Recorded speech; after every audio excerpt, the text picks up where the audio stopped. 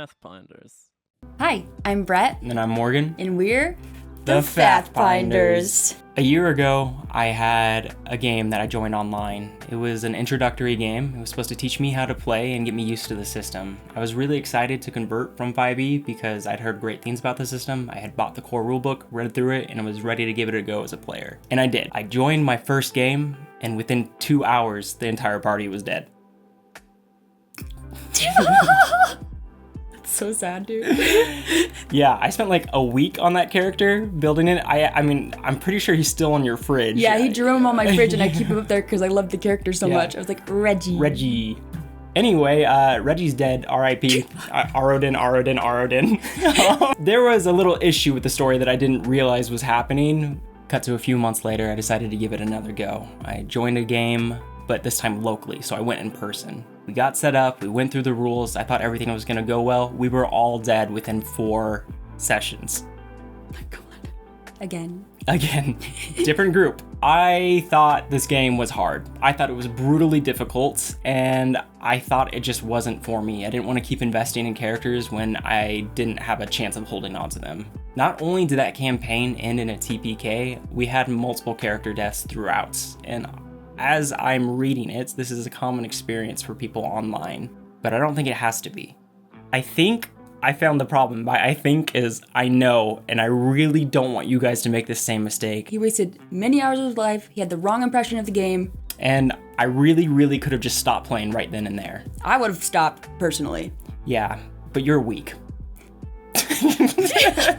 I am so glad I persisted and found out what was the real problem, and we're gonna address that here today, so please don't make this same mistake. This game is extremely well done, but it's so well done and fine-tuned that you have to know what you're doing to correctly curate the experience as outlined. We don't want you to unintentionally TPK your party. We only want you killing the appropriate amount of people. So here's the deal, you're in Pathfinder 2e. Gone are the days of your combat budget calculator not working. No more throwing extreme encounters in an effort to even attempt to try your characters. And personally, as a GM or as a former DM, the calculator budget working in the system is one of my favorite things about it. When we played 5e, we would usually steamroll stuff, and there wasn't the tension of the combat I feel during PF2e. And that tension and level of difficulty persists throughout because of the balance. Every level has been exciting. Feels good. Feels really good. That stuff feels really good. So let's get into it. Here's how you budget for an encounter in Pathfinder 2e. When you build an encounter, you'll think about the experience you want to create and budget from there. First off, get to know these 2 charts. We're gonna link to where to find them below, but take a good look now. Everything in this video and in all of your encounters will be based off of these 2 charts. Then you'll decide the threat level: trivial, low, moderate, severe, or extreme. Table 10-1, encounter budget. Trivial is easy peasy. Think of it as a warm-up to give your characters a fun confidence boost. Bop a goblin at level 4, see how it feels. We love bopping goblins. Bop to the top. Bop 'em, gob 'em. Gob 'em. Bop 'em, gob 'em. Low. The characters will likely use some of their resources, but typically won't be seriously threatened. Moderate. Seriously challenging, but not overpowering. The characters will typically need to have a game plan and manage their resources well to continue to more encounters later without resting. That was good. Yeah. We're just doing this At all time. True. Severe. These are the ends to your arcs, the pivotal moments that include final bosses. Bad luck, bad tactics, and bad times can result in your party dying when addressing this level threat. If you throw this one at your players, they are in for one hell of a fight. Kapow! Bop! Wow! That's one hell of a fight. Watch out! Kapowie! Extremo! Extreme! Are your characters well rested? Do they have all of their resources? Is this the climatic encounter at the end of your whole entire campaign? Cool, that's the only time you should throw one of these extreme encounters. TPKs are highly likely. The book even suggests for a group of veteran players using advanced tactics and teamwork. We thought of this guy.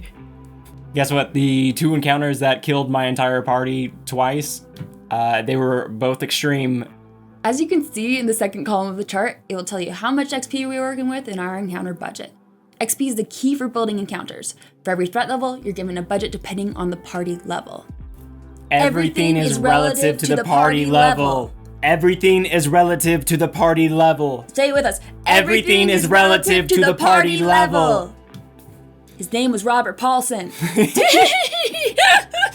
The game's math assumes you have 4 characters in your party. That is the standard. Watch this. Bop, bop, bop, bop. A full party of Bretts. That's a lot of Bretts. Creatures do not have a set XP value. They have an XP relative to how strong they are when compared to the party. When looking at creatures, they come with a number. That is the level of threat the creature poses. Now, look at the second table. What is the party's level subtracted from this creature's level? Math. So much math. The result is the amount of XP they offer to the encounter budget. Here's an example. A level 4 party facing a single level 4 tiger. The tiger adds 40 XP to the budget. Now we're looking at a trivial encounter according to the chart. But if you have a level 4 party facing 2 Tonys, you have 80 XP in your encounter budget now. Now that is a moderate encounter. But Morgan, what if my ex-boyfriend takes me snowboarding and I can't make it to the session because I'm stuck in traffic for 5 hours and he's listening to a cryptocurrency podcast the entire time? We'll play without you. Okay. I can adjust the encounter budget on the fly with the third column of the first chart, character adjustment. Character adjustment as how much XP to add or subtract based on how many characters are playing during the session. I just factor in that there are only 3 players.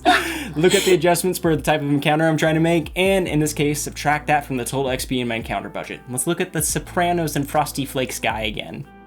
So now we're looking at a level 4 party, but we're down a player. I want a moderate encounter still, but it looks like I have to adjust because you can't control traffic or relationships. So true. When before we were looking at 80 for our budget, character adjustments list 20 as their value to tinker with. So now, being man down, we're looking at 60 for a moderate encounter for 3 players. 80 minus 20 is 60. So there are multiple ways to adapt, but we still want to challenge these players, so we're going to get rid of the tigers and throw in the Coca-Cola polar bear, because he's creature level 5. In a what if universe, you and your ex made it down that mountain, and he finally took me up on that offer to play. Taking the same concept, I still want a moderate encounter, but because there are 5 players now, I add 20 to the moderate encounter budget. So I'm working with 100 XP instead of 80. But that would never happen. He's too busy trading crypto. So true. In this instance, in order to adapt, we can actually keep one of the tigers, which is still going to pose a 40 XP challenge, and throw in that polar bear as well, which is a 60 XP challenge for the grand total of 100 XP. And that is a moderate challenge for 5 players. Last thing, if you want to use a creature but it's just too weak or too strong to fit in the budget, there's a nice little mechanism from the bestiary in place to help you fit it in there. Make them elite or make them weak. Eat the rich! It's a simple little adjustment you can do for creatures you're dying to just use in an encounter. You can just reference these charts, pop, pop, depending on if you're making them elite or weak. In essence, you add or subtract a level from their creature level, add or subtract their stats by 2, AC, saving throws, and attack and damage values, and adjust health points according to the chart. And when they have special rechargeable abilities like a dragon's breath, add or subtract that damage by 4. So true. So true. Returning to a previous example, if you really wanted to thematically stay with just using tigers, you could just throw an elite tiger at that 3-person party in order to maintain whatever theme or vibe you're going for. But because you can make creatures elite or weak, this is a good way to make them work in your story. But let's be real, Tony Soprano could never be elite. He never had the makings of a varsity athlete. That's it. A kind of difficult concept explained so well.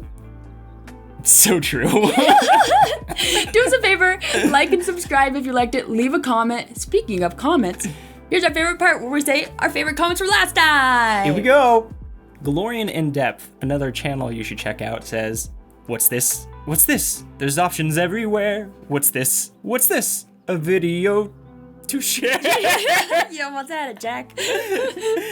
Great job, folks. Keep up the great content. Thanks, Galorian In Depth. Yeah, that's nice. Zito Fresh coming in hot with 42 likes. Okay, so I should probably start playing Pathfinder 2e. And then they edited it and said, edit. Oh my gosh, 5 likes. Thank you so much, everyone. And then there's another edit 2. 36 likes, my most likes ever on YouTube. Thank you. Zito, we believed in you all along, but damn, you really went crazy mode. You earned this one. Go off, Zito. And remember, wherever your path takes you, fail forward. Thanks for hanging. So true. So true. So true.